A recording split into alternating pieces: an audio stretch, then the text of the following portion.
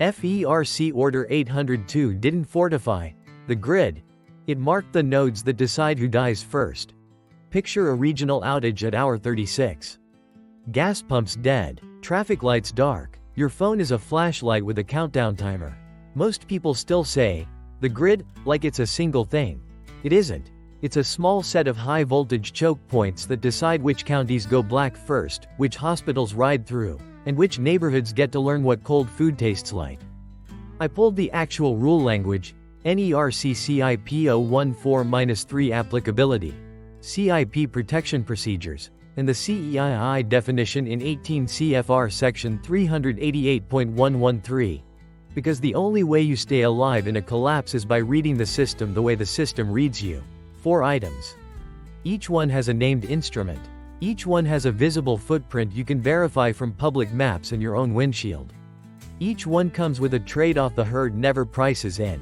And the last one on this list, the location choice payoff, is the one the secrecy regime keeps trying to bury under, trust us, paperwork.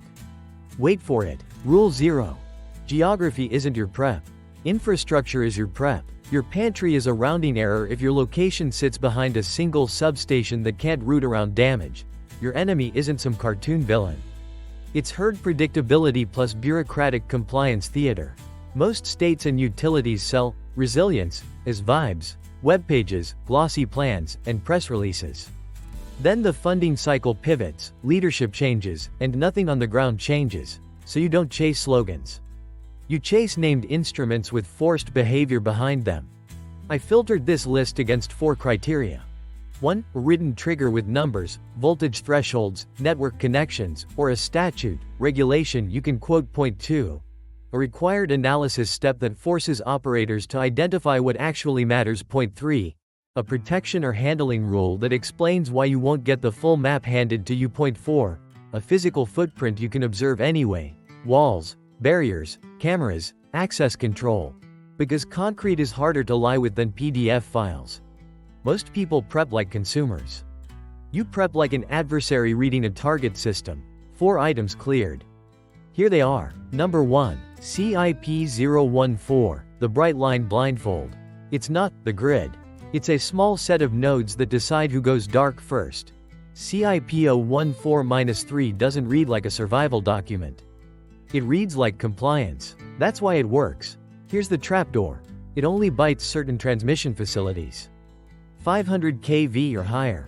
And 200 to 499 kV stations, substations that connect at 200 kV or higher to 3 or more other stations, substations, with an aggregate weighted value over 3,000.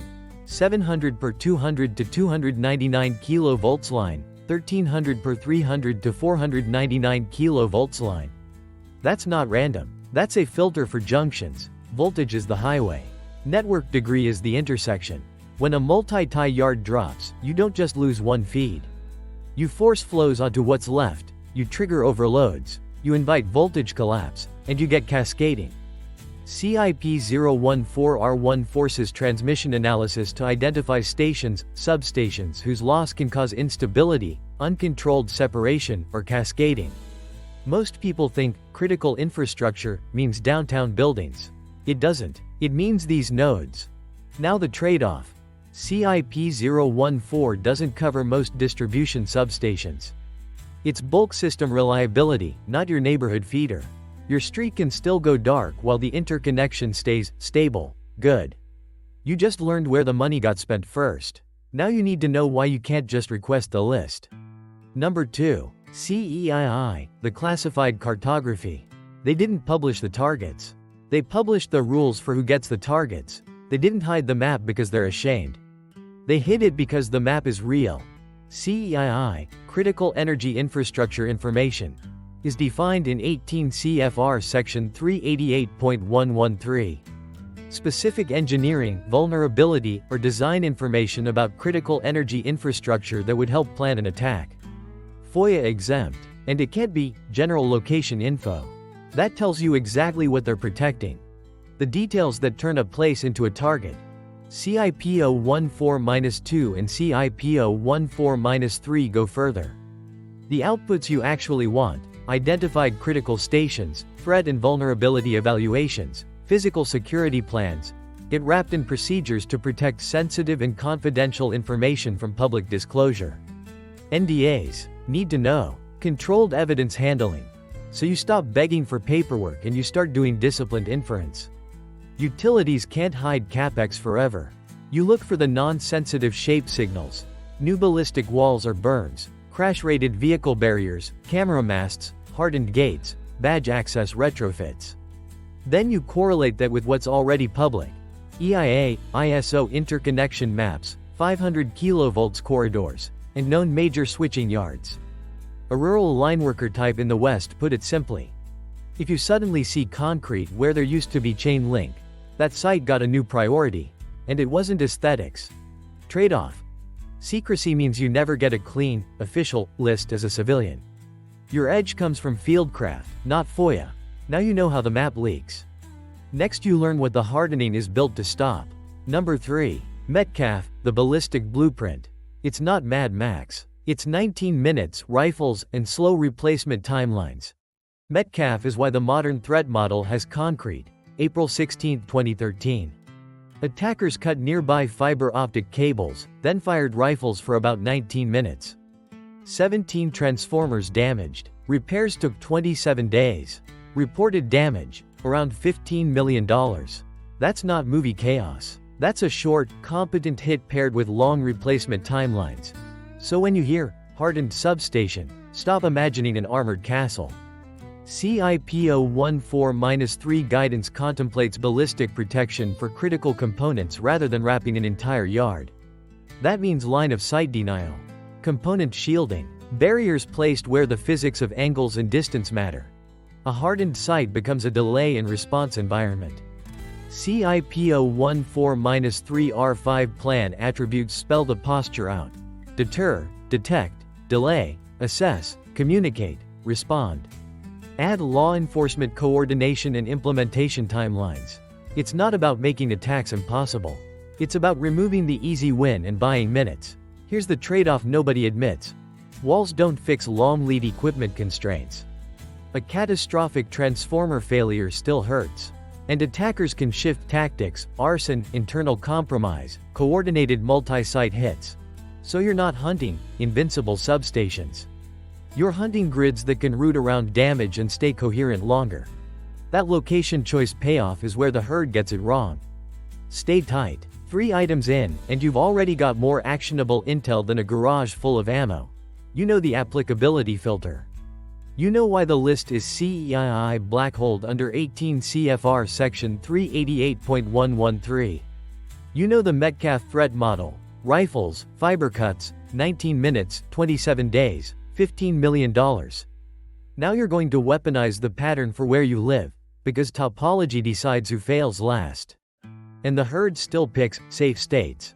Fails last grid, the topology tiebreaker. Topology beats vibes. Choose the place that stays coherent when the herd goes dark. You don't pick a safe state. You pick a failure order. When the outage hits, the herd asks, is the grid down? You ask a different question. Which nodes can be isolated without taking my region with them? That's not politics. That's graph theory in steel. Remember the opening, the one the secrecy regime keeps trying to bury under, trust us, paperwork. This is it. NERCCI P014-3 already told you the math of importance. 500 kV and up. And 200 to 499 kV hubs with 3 or more 200 kV ties and an aggregate weighted value over 3000. Those are the junctions that decide whether a disturbance stays local or becomes cascading, uncontrolled separation, and voltage collapse. Your location choice payoff is simple. You live downstream of redundancy, not downstream of a single yard that carries your whole load. You look for regions with multiple high-voltage corridors, multiple tie points, and multiple paths around any single substation that screams CEII 014 applicability. You don't need CEII to see this. You can trace 500 kV corridors on public maps, then confirm with your windshield where corridors converge. Trade-off. Topology costs money and land. More corridors mean more right-of-way fights, more eminent domain scars, and higher transmission spend, real billions over decades, so plenty of places stay single-threaded. That's 4. Now stop collecting trivia and run the pattern. Here's the pattern. The system doesn't protect everyone. It protects bulk stability first, using bright-lined triggers and secrecy handling, then spends concrete on the nodes that would turn a disturbance into a regional cascade. You survive by living where that logic accidentally benefits you, where flows can reroute, where loss stays bounded, where the grid fails last. Dark truth. None of this is a promise to keep your lights on. CEII 014 protects the interconnection from collapsing. Your feeder can still die quietly while the bulk system stays reliable. That's the compliance theater gap you exploit. Do this today. Pull up public ISO, RTO and EIA transmission maps for your region. Mark every 500 kV corridor and every multi-corridor convergence. Drive the perimeter roads and note which yards show new walls, berms, and crash-rated barriers. Then ask one question. If that yard goes away, do you still have another path? Geography doesn't take bribes either.